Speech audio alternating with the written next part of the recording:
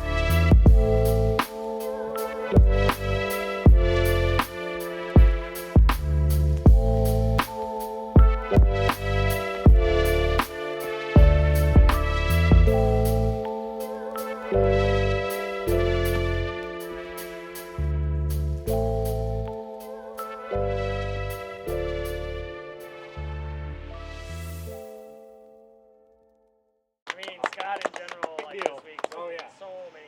2 days done, man, at CMP. With a day in between, we did some really cool stuff. We went and saw JGR. We got a tour there. We got a tour at Trackhouse, and we just finished up our final day here at CMP. So, man, I can't tell you how awesome it is to be with a team like this, to be able to do some tests. We haven't had a ton of time on the bike, so it was like needed after Daytona to be able to really like dial in some things as we go back from Daytona, a super unique track, to, you know, like a super twisty turn track like Coda is so gnarly, and it's almost a unique track in itself, whereas it's not normal like a Road Atlanta or a Brainerd. It's an F1 inspired track, so there's a lot of like hairpins, there's a lot of low RPM stuff, so we were able to work on certain setups there. And for me as well, it's just gelling with the team, like just getting that vibe with the boys, everybody kind of just pumped, and we had really good day. We were able to work through a lot of stuff today, and even try a couple science projects. So I'm pumped, man. Like, we're happy, we're healthy, we're making steps forward, we're getting closer all the time, and I really believe that we're gonna be in the hunt here for a couple podiums, so.